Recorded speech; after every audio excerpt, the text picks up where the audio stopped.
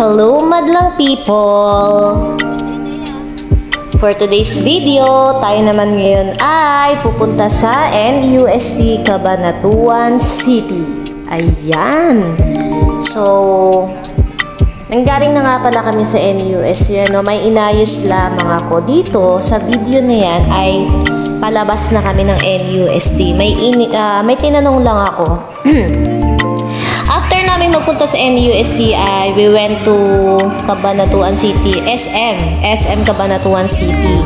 Kasi yung dalawang bata na to ay, yung dalawa naming alaga ay nag-aya. Matagal nang nginingit-ngit yung SM ng dalawang batutang ko. So eto nga, at dahil biglaan nga yung pagsama ng dalawang bata, ayan, nakalimutan pa yung tsinelas. Nakapunta ng Cabanatuan ng walang tsinelas. Ayan.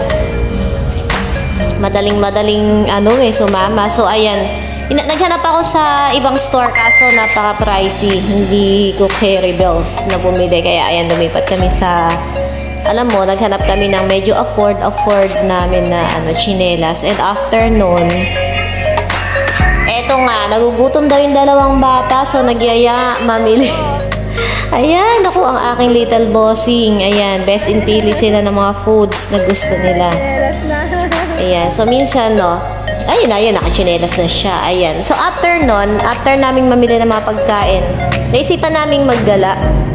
So, iniisip namin kung saan kami maggagala, maglilibot. So, dapat, magsasurvey lang muna kami sa magsasurvey lang muna kami kung saan maganda. Kasi, dapat, magbabagyo kami kaso, medyo malayo at saka baka mag-alanganin. Hanggang sa, ito na nga, napunta kami dito sa Pantabangan, Nueva Ecija. Napakaganda pala ng daan dito, napakaganda pala ng daan. Ayan, feeling ko nasa Baguio, yung daan. And then, so pagka galing namin doon, pagkapunta namin doon, so nag-inquire kami, so dapat magsasurvey lang kami. Nasubo na din kasi yung dalawang bata hindi na nagpapigil sa sa swimming pool. Mabuti na lang at may mga dala kaming damit-damit namin at may mga dala kaming gamit. So kada umaalis naman talaga kami ay nagdadala kami ng gamit ng dalawang bata. So nagdala na din kami ng damit namin nung bago kami pumunta Cabanatuan in case kako na matuloy kami. So dito nga kami natuloy sa Lake Farm, Pantabangan, Nueva Ecija. Kaso medyo pricey nga lang dito, medyo may kamahalan. But anyway, okay lang naman yun. Sabi nga, the money can be replaced, money can be found, but the experiences and memories are not. So yun naman yung mag-ipon tayo ng mga memories with your family. So yun naman yung yung mahalaga sa amin. Yung mapa-experience din sa mga bata, yung mga experiences na hindi namin na-experience noon. Ayun, the most important thing is nag-enjoy kami, nag-enjoy yung mga bata. Ayan. And then ang ganda talaga ng dito. So, eto nung gabi, na lumibot muna yung mga bata sa playground. May siso dito, may duyan. So, and then may ang ganda kasi ng mga ilaw-ilaw dito. Talagang, if you want to feel relax, pwede kayong pumunta dito. Ayan. So, ayan, nag-picture nga muna kami nung gabi. Ayan. And then, eto yung aming second day namin dito sa Pantabangan. Ito yung morning tanaw with the nature. Ang ganda kasi paglabas mo ng pintuan ng it's like hotel kasi yung tinuluyan namin dito, yung pinaka naging accommodation namin dito maganda. So ayan yung taas. Paglabas mo ganyan, ang makikita mo yung tanawin na it's like Tagaytay. Feeling ko paglabas ko nasa Tagaytay ako kasi ang matatanaw mo ay yung nangangasol na paligid at lunti ang paligid. So yan yung makikita mo at napakaganda naman talaga. Nakaka out of stress, di ba? Kailangan kasi minsan, hindi naman masama minsan na maglibot tayo, mag-relax tayo, hindi yung puro work. Diba? Minsan mag-out of stress naman tayo. far from stressful things. Ayan yung paligid nila, napakaganda talaga.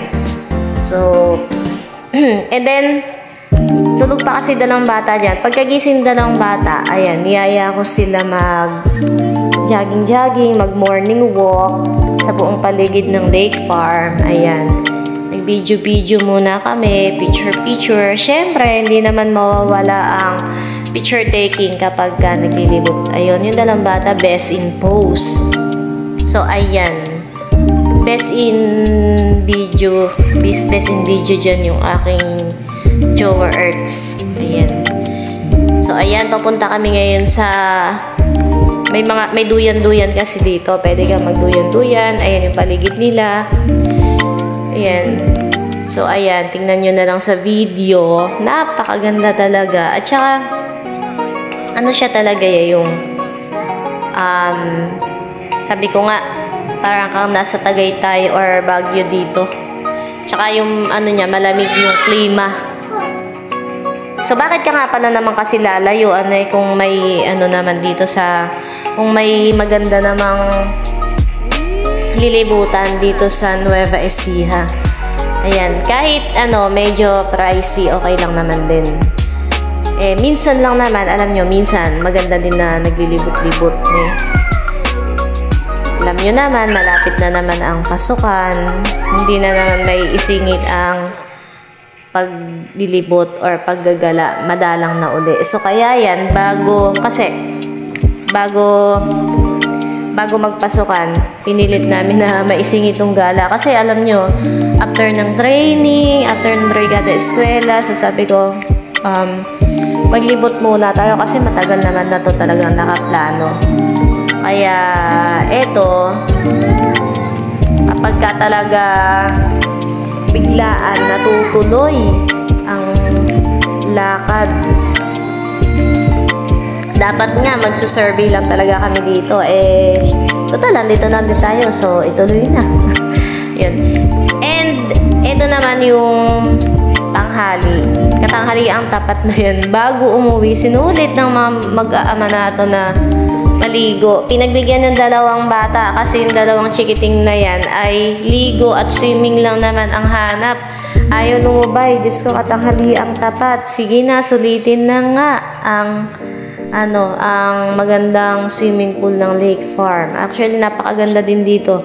Maligo. Lalo na kapag kagabi, hindi malamig yung tubig. Tapos may pailaw-ilaw effect pa. Medyo kumukulo-kulo, ganon. Ayan, enjoy na enjoy yung dalawang bata. Ang saya kaya sa pakiramdam kapag nakikita mo na nag-i-enjoy yung mga anak mo. Yun naman yung mas importante sa amin. So, yun lamang for today's video. Goodbye!